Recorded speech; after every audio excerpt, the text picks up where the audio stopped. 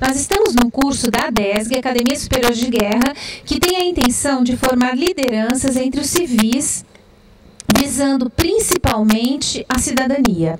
O palestrante desta noite é o príncipe Dom Bertrand de Orleans e Bragança, que vai falar sobre paz no campo. Ele lança um desafio para que qualquer brasileiro mostre um exemplo de reforma agrária que tenha funcionado bem no mundo. Dom Bertrand de Orleans e Bragança cresceu no exílio, tendo retornado ao Brasil com 4 anos. E ele passou a maior parte da sua infância e juventude justamente no campo. Hoje, a convite da Associação Rural e também do Sindicato Rural, nós temos o prazer da visita de Sua Alteza Imperial, o príncipe Dom Bertrand de Orleans e Bragança. Muito contente de estar aqui em Ribeirão Preto e de participar desse programa. Bom, eu gostaria de começar explicando a sua participação na ADESG. Eu já fiz diversas palestras para a ADESG. Já fiz em Curitiba, no Recife, em São Paulo, em cidades do interior também, em várias cidades ADESG. E eu considero que a ADESG é uma grande instituição no Brasil, porque exatamente forma a cidadania para conhecer a fundo os problemas brasileiros, leva-os para viajar e para ver em loco quais são as dificuldades, quais são as perspectivas, sobretudo, quais são as grandes esperanças que o nosso Brasil tem. Principalmente porque um dos nossos maiores handicaps, um dos nossos maiores desafios é justamente formar lideranças, né? O Brasil carece de lideranças. Carece de liderança e carece de pessoas que vejam desinteressadamente quais são os grandes problemas e que façam análise a fundo desses problemas e, com isso, orientar o Brasil para realizar o seu destino de glória. Verdade. Mas e sobre a sua palestra dessa noite, a paz no campo? Exatamente, é um dos pontos que nos preocupa muito no Brasil, porque o Brasil é uma potência fundamentalmente agrícola. O que tem garantido superar nossa balança comercial é o campo. É o êxito espetacular que o agronegócio tem tido nos últimos anos aqui nesse país. Infelizmente, esse êxito está ameaçado não só pelos problemas da seca que nós tivemos no ano passado, mas, sobretudo, por um ataque sistemático da parte de certas correntes ideológicas que querem anarquizar o nosso campo, com uma iniciativa nefanda chamada reforma agrária. Eu desafio a qualquer economista no mundo que me apresente uma reforma agrária na história que tenha dado certo. Todas fracassaram. No momento que todos os países, sobretudo os que mais sofreram com a reforma agrária, estão abandonando os planos de reforma agrária, a Rússia, por exemplo, revogou a lei de reforma agrária, reconhecendo que foi a causa da morte de fome de milhões de pessoas. O México revogou a lei de reforma agrária, reconhecendo que foi a causa do atraso da agricultura mexicana. O Chile revogou a lei de reforma agrária, porque foi a causa do caos na agricultura chilena. Angola, que continua marxista até hoje, revogou a lei de reforma agrária. A China comunista não só restabeleceu a propriedade no campo, mas numa das últimas reuniões do Comitê Central do Partido Comunista, resolveram favorecer as grandes propriedades, porque para com isso aumentar a produção chinesa. Nesse momento histórico em que o mundo inteiro estão deixando de lado essa utopia da reforma agrária, nós no Brasil estamos insistindo nisso. E insistindo nisso e favorecendo um movimento que é um movimento guerrilheiro, que é o MST. Existe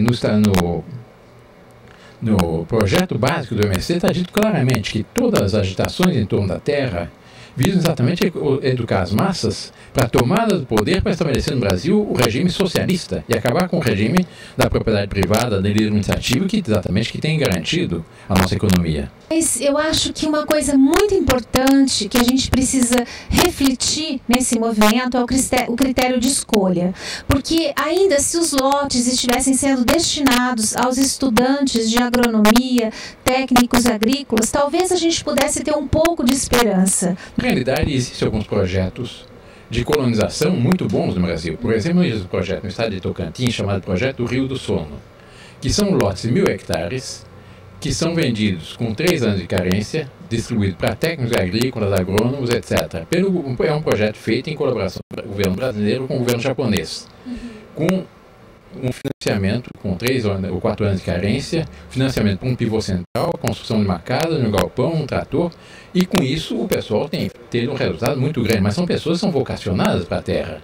Mas o pessoal do MST não é vocacionado para a terra, são marginais que são arregimentados com uma promessa de cestas básicas e com uma promessa de um lote de terra. E depois eles acabam vendendo esse lote de uma forma ilegal, porque legalmente eles não podem vender, porque eles não têm um título de propriedade, eles têm apenas domínio de posse, e passando para outra e vão invadir outras terras. Com isso, anarquiza completamente o campo no Brasil. Mas e sobre esse tipo de conduta ser estendido à propriedade privada também nas cidades? Nós estamos ameaçados com isso? Nós temos um movimento sem teto no Brasil agora, e já tem um deputado propondo uma lei de reforma urbana. Exatamente a afirmação, aliás, o primeiro a afirmar isso foi o presidente Lula, por ocasião da Oktoberfest em Blumenau, há uns 2 anos atrás. Ele, com uma caneca de chopp, fez a afirmação brilhante que no Brasil existe 6 milhões sem teto e que existe 4 milhões e meio de imóveis para alugar, à venda ou em fase final de construção. E com essa apropriação desses 4 milhões e meio de imóveis, 3/4 do problema estaria resolvido. Isso é de uma simplicidade, verdadeiramente fazer um argumento simplório, porque cria uma instabilidade completa no mercado imobiliário. E seria exatamente a mesma coisa que a terra. Já é reforma urbana na cidade, e a partir do momento que eles aceitam esse princípio, depois uma pessoa que tem um apartamento um pouco maior, acabam querendo desapropriar também, porque nesse apartamento poderão caber 2, 3, 4, 5 famílias. E cria-se o caos habitacional completo no país. Eu, por exemplo, morei vários anos nos Estados Unidos, e lá é ilegal quem pede e quem dá esmola, né? Então, é muito comum nós vermos os mendigos nos Estados Unidos com uma plaquinha no pescoço dizendo trabalho por comida, né? Lá, o ilegal é que a pessoa receba dinheiro sem trabalho. Aqui, o trabalho por comida é considerado trabalho escravo, onde aqui o trabalho é que é o crime, né? Nós podemos ver dessa forma? Eu acho que tem toda a razão. E, aliás, um outro absurdo que estão criando no Brasil, que é a questão do trabalho escravo. Hoje em dia, dá-se a entender no exterior que no Brasil restabeleceu-se a escravidão. Uma pessoa que não tem a carteira assinada, num país que tem mais de 70% da população não tem carteira assinada, agora nas fazendas, se é um empregado que não tem carteira assinada, o empregador é um escravagista. Quando na realidade muita gente não quer ter empregados legais e muita gente está no trabalho informal, porque as leis trabalhistas impõem um ônus brutal nesse país, completamente diferente do caso dos Estados Unidos. Nos Estados Unidos, a legislação trabalhista é muito simples. Aqui é a mais complicada possível, detalhista ao máximo, e criando uma situação que a lei trabalhista, a ser aplicada 100% no Brasil, é totalmente impossível. Bom, da forma como nós estamos colocando a situação, eu vejo o sem terra e o sem teto não como inimigo dos grandes proprietários, mas principalmente como inimigo dos pequenos proprietários e daqueles que dependem dos recursos do governo. Porque, por exemplo, um pequeno empresário que esteja na informalidade, que tenha uma padaria, tenha um empregado sem carteira assinada, ele pode ter ameaçado o seu imóvel. Aquele empregado sem carteira assinada poderia então estar tomando posse do imóvel. A ameaça é exatamente a lei que está sendo votada no Parlamento, no Congresso Nacional, exatamente prevê a expropriação do imóvel urbano ou rural onde foi encontrado trabalho escravo.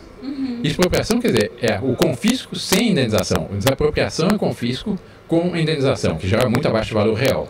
E expropriação, que é o que está no projeto de lei, no caso do trabalho escravo, mas exatamente o que cria uma situação de insegurança total no campo e na cidade. Principalmente insegurança, esses 60% da população que estão na informalidade. Informalidade, insegurança total. Mas na realidade, o MST e o sem teto, o MTST, que é o movimento sem teto, são massa de manobra de uma pequena minoria de legisladores comunistas que são os Teddy, o Gilmar Mauro, o Rainha, aquele João Paulo, que é o porta-voz do... João Paulo?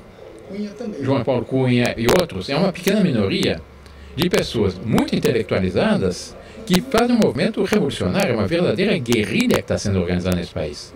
O país inteiro está ameaçado. Na realidade, é um movimento de guerrilha. Eu tenho muito. E dizem que a reforma agrária visa resolver o problema do campo e do desemprego. Na realidade, não resolve nada, porque no governo do Lula se assentaram até agora cerca de 70 mil famílias que não ficam na terra. Segundo a estatística do próprio governo, em cada 10 assentados, um fica na terra. Considerando que cada assentado custa, fundo perdido para o governo, R$100 mil, se só 1 em cada 10 fica, na realidade esse que fica custou ao governo, a fundo perdido, R$1 milhão. O que equivale a 280 anos de salário mínimo. Quer dizer, se o governo desse bolsa de estudos, desse salário mínimo, salário de desemprego, que também não sou a favor, seria muito mais barato e não anarquizaria o campo no Brasil. Ao passo que o problema do desemprego se resolve favorecendo a livre iniciativa e favorecendo a propriedade, garantindo a propriedade privada e aquilo que dá certo. Por exemplo, segundo dados oficiais do Ministério da Agricultura, com o aumento da produção que nós tivemos em 2003 e 2004, criaram-se no Brasil, com o aumento da produção agrícola, criaram-se no Brasil 1.300.000 empregos novos, com carteira assinada. Enquanto isso é de uma produção que paga impostos e dá um desenvolvimento econômico extraordinário e um progresso muito grande ao campo, e todas essas pessoas são muito bem atendidas. Ao passo que os 70.000 que foram assentados vão ficar 7.000 no campo, nas terras. Depois outros acampamentos, outras invasões e assim por diante. É um caos completo. Eu desafio, repito, qualquer economista no Brasil e no mundo que me apresente o caso de uma reforma agrária na história que tenha dado certo. Não existe.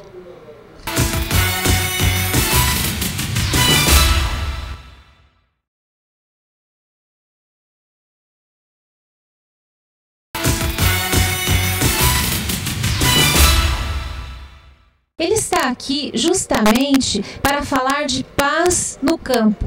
Paz no campo significa desenvolvimento e riquezas para o Brasil. Bom, eu gostaria que o senhor começasse contando um pouquinho da sua história. Pois não. Eu nasci no exílio, porque por ocasião da proclamação da República, minha família, que é a família Dom Pedro II, foi mandada para o exílio, foi exilado, juntamente com a princesa Isabel, que é minha bisavó, meu avô, que já era pequeno, meu pai já nasceu no exílio e eu também nasci no exílio. Vim como criança, fui registrado no consulado brasileiro, portanto tenho todos os direitos como brasileiro nato, e vim para o Brasil com 4 anos. Estudei no Norte Paraná, vivi no campo desde a minha infância até entrar na universidade em São Paulo, na Faculdade de Largo São Francisco, da USP, e me dediquei também às lutas contra o comunismo e contra o socialismo desde a minha juventude. Eu fiz parte da sociedade, parte da TFP, que é a Tradição Família e Propriedade, sou diretor hoje de Relações Institucionais da Associação dos Fundadores da TFP, Tradição Família e Propriedade. E, em colaboração com o Sindicato Rural e com a Associação Rural aqui de Ribeirão Preto, estamos lançando um projeto chamado Paz no Campo, que é um projeto que visa exatamente esclarecer a opinião pública nacional a respeito das vantagens que existem de termos a paz no campo e, por outro lado, os riscos que pesam sobre o nosso país com a reforma agrária, com os assentamentos, com os aumentos arbitrários dos índices de produção que só visam favorecer a reforma agrária, com a perseguição que o IBAMA faz aos fazendeiros, com uma série de outras ameaças que pairam sobre a classe agrícola. E nós temos todo o empenho de apoiar a classe agrícola, que é uma classe verdadeiramente heróica, porque tem garantido ao nosso país um desenvolvimento realmente extraordinário. Eu tenho viajado por muitos países e eu vejo que a agricultura no Brasil é uma agricultura realmente primeiro mundo. Eu estive há algum tempo atrás visitando uma fazenda de Escalvado, que é a fazenda Santa Rita, que é a segunda maior produtora de leite do Brasil. Eu fui juntamente conheci um parente nosso, que é um duque alemão, o duque de Oldenburgo, e que é agrônomo, e que trabalha nessas questões agrícolas na Alemanha. É uma raça de gado de Holstein, que é exatamente a terra dele, da família dele. Ele diz que nem na Alemanha se tem os índices de produção que tem de leite que tem aqui no Brasil. Ele nunca tinha visto uma produção tão extraordinária, uma coisa com tanta tecnologia para a produção de leite. O mesmo pode dizer com relação à soja, se pode dizer com relação ao milho, se pode dizer com todo o resto da produção aqui no Brasil. Nós somos, em matéria agrícola, realmente primeiro mundo. Nós, a cada 4 copos de água de suco laranja que bebe no mundo, 3 são brasileiros. É verdade. 24% da carne consumida do mundo vem do Brasil. O café, nós somos maiores exportadores, e assim por frango, carne, etc. Nós temos uma produção colossal. É verdade. Há um empenho da classe agrícola. Agora, essa classe agrícola benemérita deve ser apoiada por todos os brasileiros, deve ser vista com simpatia e não vista como criminosos, como o pessoal do MST quer mostrar. É verdade. Eu gostaria aqui de lembrar que eu entrevistei há pouco tempo representante de 12 mil produtores de açúcar de beterraba da Alemanha. E ele me dizia que 50% do orçamento da União Europeia é dedicado à agricultura e é planejado em comum na União Europeia por se tratar do setor mais estratégico da economia, né? E os europeus dão 1 bilhão ao dia de subsídios aos agricultores que produzem comida, né? Eu acho que é um lembrete importante. Aqui, pelo contrário, a agricultura é perseguida com impostos, com uma legislação que torna praticamente inviável, com toda espécie de absurdos. Eu, outro dia brincando, um diretor da Embrapa dizia: uma pessoa que tem algum problema aqui, vira vaca e vai para a Suíça. As vacas na Suíça recebem 800 euros por mês de subsídios. 800 euros por mês dá R$2.500 por mês a cada vaca. É verdade. Mas se a cada família assentada custa aos cofres públicos R$100 mil, né? 70 mil famílias foram assentadas no